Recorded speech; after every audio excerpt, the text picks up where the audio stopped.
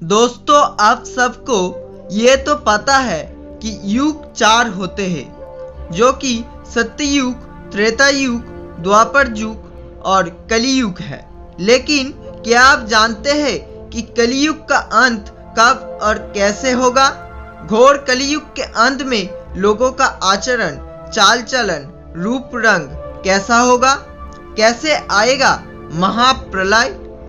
जैसा कि हम जानते हैं, वर्तमान में हम कलियुग पर निवास कर रहा है।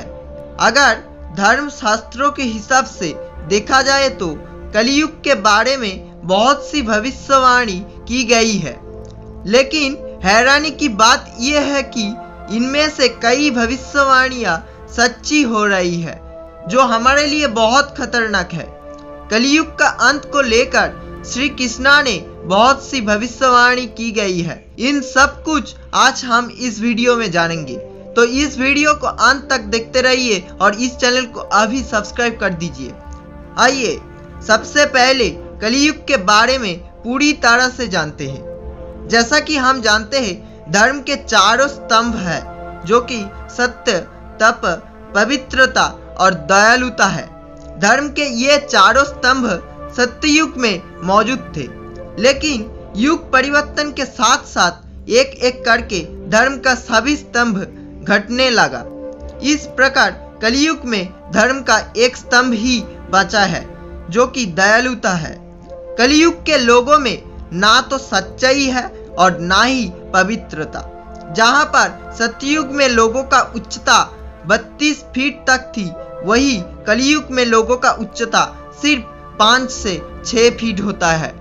इस युग में पाप की मात्रा 75% है, जबकि पुण्य की मात्रा होती है केवल 25%। महर्षि वेदव्यास ने लिखा है कि कलियुग में किसी के मन में क्षमा भावना, शांति भावना और मनुष्यता नहीं होगी। सबके मन में हिंसा भावना होगी। अन्याय से धन पैदा करने में ही सबकी आसक्ति होगी।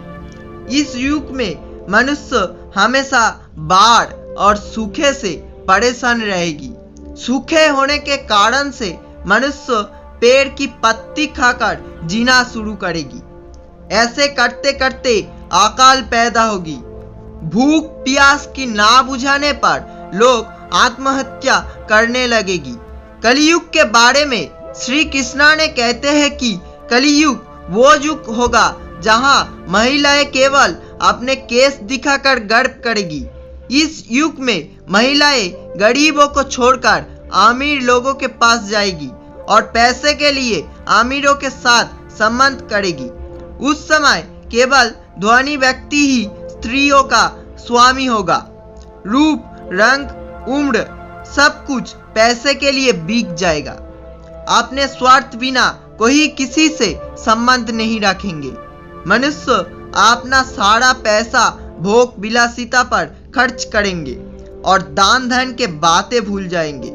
लोग हमेशा केवल पैसों के बारे में सोचेंगे। जिनके पास पैसे होंगे वो ही राज करेंगे। लोग झूठ के सहारा लेंगे। सबके मन में कुछ और काम में कुछ, ऐसे ही प्रकृति होगी। कुछ मूर्ख लोग अपनी छोटी बुद्धि को ही शाश्वत समझकर ईश्वर की और धर्म शास्त्रों की प्रामाणिकता मांगने का दुस्साहस करेंगे। तब सब जमीन, पैसों, ये सब के लिए आपस में लड़ेंगे।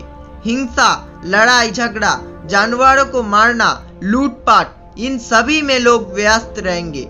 इसी तरह मनुष्य आपस में एक दूसरे से लड़ते रहेंगे और अंत में सबके सब खत्म हो जाएंगे।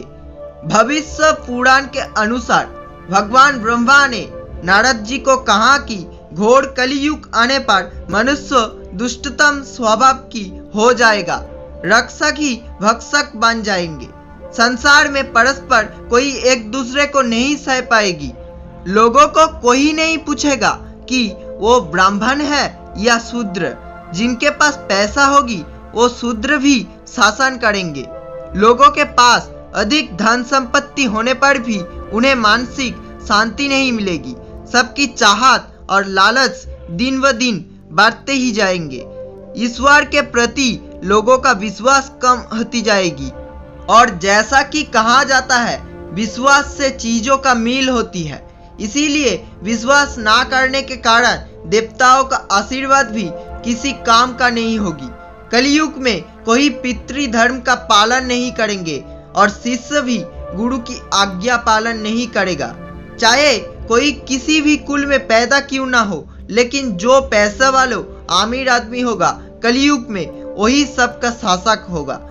पौराणिक ग्रंथ में ये जानकारी मिलते हैं कि कलयुग में अधर्म इतना भयानक होगी कि 10-12 वर्ष की लड़कियां 14-15 वर्ष उम्र के लड़कों के साथ मिलन करके संतान उत्पन्न करने लगेंगी।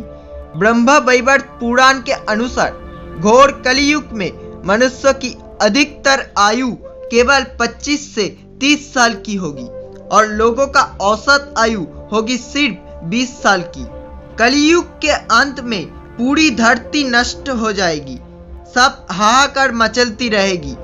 कलयुग के अंत में धरती का ऐसी दशा होगी कि प्राण का कोई भी अस्तित्व नहीं रहेगा। फिर आएगा महाप्रलय, फिर से हजारों साल की बारिश के बाद ये दुनिया जीव जानवरों से लीन हो जाएगी। फिर से एक लंबे विकास के माध्यम से जानवरों से मनुष्यों का सृष्टि होगा। परमेश्वर भगवान श्री हरि इस प्रकार कलयुग का अंत करेंगे और एक बार फिर से सतयुग की स्थापना करेंगे। तो दोस्तों, आज का धार्मिक जानकारी से भरा ये वीडियो आपको कैसा लगा कमेंट करके बताइए। अच्छा लगा तो वीडियो पर एक लाइक करिए, शेयर करिए और चैनल को सब्सक्राइब जरूर करिए। हरिओम तत्सत।